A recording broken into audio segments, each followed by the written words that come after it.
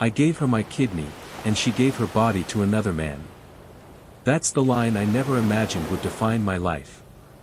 Not at 42. Not after everything I thought we built together. But here I am. My name is Daniel Foster, and until last spring, I believed in quiet, steady love. The kind that doesn't need fireworks because it has roots. Claire and I had been married 16 years. She was my best friend, my college sweetheart, the person I called when I locked my keys in the car or couldn't remember the name of a song from the 90s. We had our rhythm. Sunday mornings at the lake with coffee. Tuesday night trivia. Her laugh in the passenger seat when I sang off-key. We didn't have kids, not by choice, just bad luck and bad timing. But we had each other, and that felt like enough. Then her kidneys started failing. It was genetic, her doctor said. Fast. Aggressive. By the time they caught it, she was down to 18% function. Dialysis was looming. We didn't have months to wait for a match on the national list. So I got tested. I matched. She cried when I told her. Big, gasping sobs, like someone had opened a pressure valve in her chest. I can't let you do that, she said, over and over. But of course she let me. The surgery was scheduled within weeks. I went in first. I remember the nurse cracking a joke to calm my nerves. I remember the sting of the 4. And I remember Claire's hand wrapped around mine, colder than usual, trembling slightly. You're saving my life, she whispered. I'll never forget this. I believed her. Recovery was brutal. Worse than I expected. It felt like someone had scooped out a part of me, which I guess they had. She recovered faster. Stronger. Within a month she was walking around the neighborhood like nothing happened. She smiled more. Laughed louder. At first, I thought it was gratitude. A second chance at life. A new appreciation. But something felt off. She started staying out later. Nothing dramatic. Just an extra hour after work. Then 2 weekend errands that stretched into half-days. Little things. But marriage teaches you to read the little things. One night, I caught her smiling at her phone. A slow, shy smile I hadn't seen in years. What? I asked, half laughing. She looked up too fast. Oh, nothing. Just Mandy being ridiculous. Mandy was her coworker. The go-to excuse. Safe. Plausible. But something in her voice didn't match the smile. That night, while she showered, I saw the notification light on her phone. Just a glimpse. A name, Tyler. No last name. No emoji. Just a timestamp. I didn't open it. Not because I trusted her. Because I was afraid. I rolled over in bed and faced the wall. And in the darkness, the seed of suspicion began to grow. I didn't sleep that night. Just stared at the ceiling, listening to the sound of the shower shut off, the quiet squeak of the bathroom door, the whisper of Claire's bare feet crossing the floor. She slipped into bed beside me and sighed, like someone releasing a long-held breath. I kept my eyes closed. I love you, she murmured. I said nothing. The next morning, I watched her get ready. She moved through the routine like a performance she'd rehearsed 100 times. Hair, makeup, blouse tucked in just right. Her phone buzzed once. Then again. She didn't check it until she thought I wasn't looking. I forgot I have a site visit this evening, she said over coffee. Might be home late. I nodded. Mandy again. A beat. Yeah. Mandy. That evening, I drove to the address I remembered from her calendar, a new development on the edge of town. Construction was still active. Steel bones of buildings half-formed, cranes asleep in the fading light. Her car wasn't there. I waited. 20 minutes passed. Then 30. I finally called her. Straight to voicemail. I drove home in silence. She walked in an hour later, hair wind-tossed, cheeks pink. "Sorry," she said, kissing my forehead. "Reception was awful out there." I asked no questions. I just watched. That weekend, I broke. Quietly. While she showered, I opened her laptop. The password hadn't changed. Her email was still logged in. Inbox. Search, Tyler. I only read one message. "Can't stop thinking about last night. You looked incredible. When can I see you again?" Attached was a photo of her, not naked, but worse. Laughing, wine glass in hand, candlelight soft on her skin. The look in her eyes wasn't lust. It was intimacy. History. I closed the laptop. My hands shook so hard I almost dropped it. She came into the room, towel around her hair. "You okay? You look pale." "Headache," I said. She nodded, kissed my shoulder, and went to the kitchen. I sat there, pulse roaring in my ears. My wife was in love with someone else. And I had given her part of my body to keep her alive. That night, I stood by the window while she slept. Her face peaceful in the soft light, one hand curled under her chin. She looked so small. So safe. I wanted to scream. Break glass. Pull the sun out of the sky. Instead, I whispered one sentence. "You don't get to bury me while I'm still breathing." And I started planning. The next morning, I woke up before her. Not because I couldn't sleep. I hadn't even tried. She stood beside me, reached out in half-conscious muscle memory, and rested her hand on my chest. My chest that rose and fell, calmly, like everything was fine. I stared at the ceiling and let her think that. "You're so warm," she mumbled. "Maybe that's because part of me still lives inside you," I wanted to say. Instead, I whispered, "Go back to sleep." That day, I called in sick to work. Told my boss I needed time. Then I made a list. Things I needed to know. Things I needed to do. First, who was Tyler? Second, how long? Third, what did she say about me when I wasn't around? I started small. I checked our shared cloud account. Claire was terrible with digital housekeeping.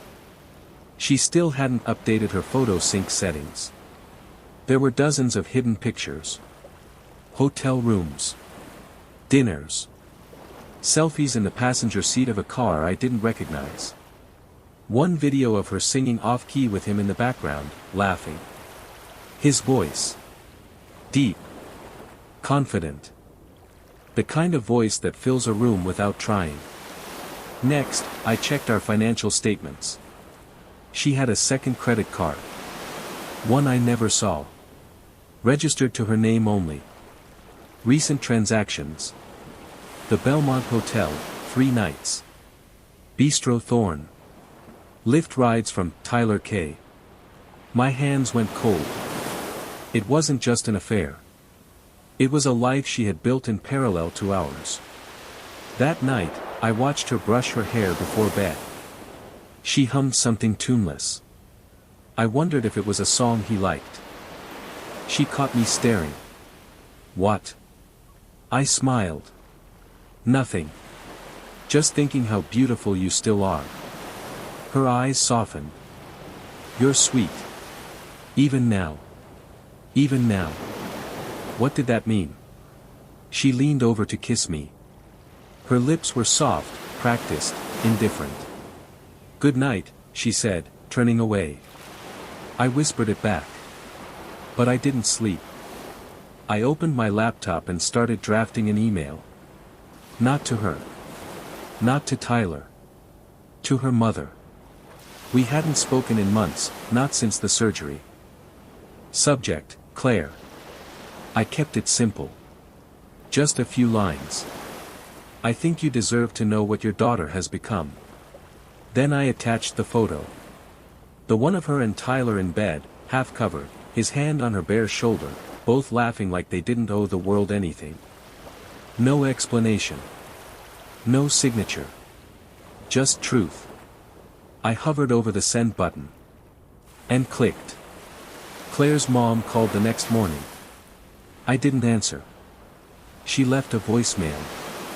Her voice sounded tight, shaking around the edges. Daniel. I don't know what to say. I got your message. I'm shocked. I thought you two were happy. Please call me. Please. I didn't call her back. Instead, I watched Claire go about her morning like the world hadn't changed. She made smoothies. Watered the plants. Hummed the same tune. I waited. An hour later, her phone buzzed on the counter. She picked it up, paused. Her face fell. What? I asked, casually. Nothing. Just Mom being weird. I sipped my coffee. Weird how? She looked up, cautious. She said she got some email. From someone. About me. Said we need to talk. I nodded. Maybe you should. She blinked. You don't want to know what it was about? No, I said evenly. If there's something I need to know, you'll tell me. Right? Her throat bobbed. Of course. But she didn't. That night, she barely touched her dinner. She kept checking her phone. Kept walking to the hallway for whispered calls. I said nothing. Just watched the unraveling. The next morning, she left early. Said she needed to clear her head.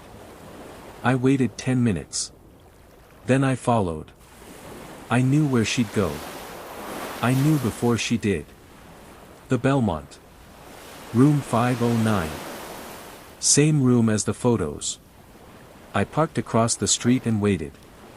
She arrived in a blue dress I hadn't seen in months. Hair curled. Perfume so thick I could smell it through the rolled-down window. She went inside. I waited 2 minutes. Then I walked in after her. The clerk barely looked up as I stepped into the elevator. 5th floor. Quiet. Carpeted. I walked to 509 and pressed my ear to the door. Muffled laughter. A man's voice. I knocked. 3 slow times. Silence. Then the sound of hurried movement. Floor creaking. Whispers. Panic. The door opened. Claire stood there, barefoot, hair tousled, eyes wide. Behind her, Tyler froze mid-button. Daniel. I held up a hand. I just came to see. It's not. Don't. Please. Let me have this. Let me see what I gave my body to save. Her eyes welled up. You don't understand. I understand perfectly. I looked past her, straight into Tyler's face. Take care of her, man. She ruins people with a smile. Then I turned and walked away. Claire didn't call after me. The elevator ride down felt like floating through the wreckage of my own life. I didn't go home. I drove for hours. No destination. Just the road and the hum of tires beneath me. Somewhere outside the city, I pulled into an empty rest stop, turned off the engine, and stared into the trees. It was quiet. Too quiet for the way my chest was roaring. She hadn't run after me. Hadn't called. Hadn't even texted. Maybe she knew it was over. Maybe she never meant for it to last this long. I thought about the first time she said, "I love you." Her voice cracked on the word. We were 23, in a diner off Route 9, splitting curly fries. She had mustard on her lip. That moment was real. So when did it stop being real? I reached into the glove compartment and pulled out the envelope I prepared the night before. Her name on the front. Inside, the hotel receipts, printouts of messages, a copy of the email I sent her mom. And a note. This is what you threw away. I gave you my body. You gave it to someone else. We're even. I drove home just before sunrise. She was there. Curled on the couch. Eyes red.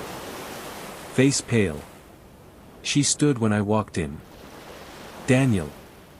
I set the envelope on the table. She looked at it like it was a loaded weapon. Please, she whispered. I never meant. Don't finish that sentence. Don't insult both of us. Her mouth trembled. She sat down, hands shaking. I stood by the door. You owe me nothing now. And I owe you nothing. I was scared, she said. I didn't know how to stop.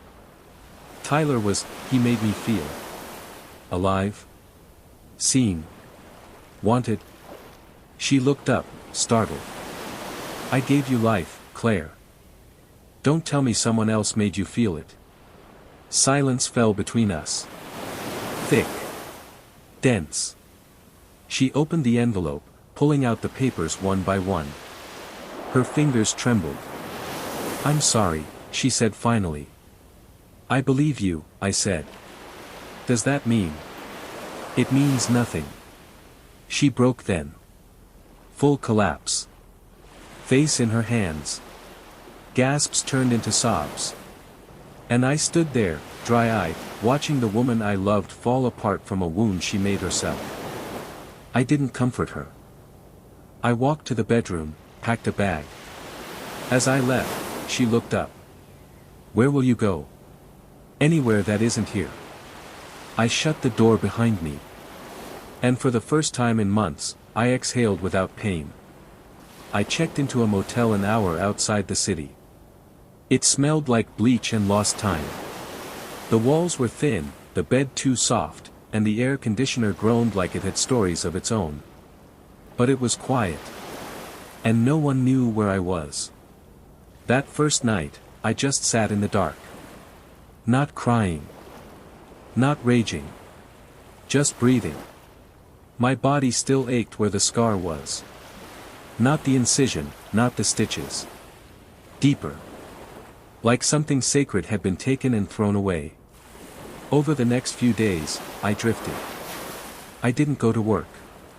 I ignored calls from friends. I walked aimlessly, ate when I remembered to. I let the silence spread. Then, 3 days in, I got a text. Claire, I told my mom everything. She wants to talk to you. I know I don't deserve it. But thank you for being kind, even when I didn't deserve it. I stared at the message for a long time. Kind. Was that what I had been? Or just numb? Later that night, I sat at the edge of the motel bed and opened a folder I'd packed without meaning to. Inside were the hospital records from the transplant. My blood type. My compatibility report. Her handwritten thank you note they encouraged her to write after the surgery. You didn't just give me a kidney, she'd written. You gave me a future. A life. I don't know how to carry that. But I will try. I read it again. And again. And then I ripped it in half. Because she didn't try. Not really. She let another man share the body I helped save. She let me bleed for her, and then pretended I was disposable. The next morning, I opened a blank document and started to write. Not to her. To myself. Everything I hadn't said. Every way I'd bent. Every moment I had smiled through pain. Every time I had doubted my gut. I poured it out. When I finished, it was 7 pages long. And I felt lighter. Not healed. But human again. A week passed. Claire didn't try to find me. Not once. She must have known better. Her mother did call. Twice. I let it ring both times. Whatever she had to say, I wasn't ready to hear it. Not from someone who raised the woman who broke me like a borrowed thing. I spent the time walking. Towns I didn't know. Trails with no names. Just the crunch of leaves, the wind through trees, and that quiet ache behind my ribs. I thought a lot about pain. Not the searing kind. The slow kind. The type that doesn't scream, but hums beneath your skin. Like grief with nowhere to go. That's what betrayal is. It's not a slap. It's erosion. One morning, I sat in a diner with bad coffee and old blues on the radio. A man in the booth next to me asked if I was from around here. No, I said. He nodded. Running from something. Trying to remember who I was before it. He didn't press. I respected that. Later that day, I went back to the motel and finally opened her last message again. Claire, I know I don't deserve anything from you. But I wanted you to know I ended it. With him. For good. I'm sorry that took too long. For a second, I almost responded. But what could I say? That ending it now didn't undo the nights she didn't. That saving my kidney didn't save her loyalty. I closed the message and blocked her number. Not out of hate. But because even ghosts need permission to haunt you. And I was done granting it. I packed my bag the next morning. Left the key on the nightstand. And drove toward the coast. The ocean always made me feel small in the right way. So I drove until the air turned salty and the sky stretched open. I rented a cabin near the cliffs. Nothing fancy. One room. Wood stove. A porch with chipped paint. The kind of place where no one asked questions and silence was part of the scenery. In the mornings, I sat outside with black coffee and watched the waves slam themselves against the rocks, relentless and unapologetic. I envied them a little. They never asked for permission to break. Every night I wrote. Not to Claire. Not anymore. I wrote to the man I used to be. The man who loved without armor. The man who gave everything. The man who didn't see it coming. I wrote until my hands cramped and the pages filled with rage, grief, peace, clarity. One evening, after the sun dipped below the horizon like it was too tired to fight, I took all the pages I'd written, stacked them neatly, and tied them with twine. Then I placed them in a drawer I knew I'd never open again. Not because I was done hurting. But because I was done holding on. That night, I dreamt of her for the first time in weeks. She stood at the edge of a shore, barefoot, eyes wet. She whispered something I couldn't hear over the waves. When I woke up, I felt empty in the best possible way. Not lost. Cleared. I left the cabin a week later. No note. No plans. Just a bag and a direction. I don't know where I'm going. But I know what I'm leaving behind. Because sometimes survival doesn't look like standing your ground. Sometimes it looks like walking away with your head high, scarred, but still yours.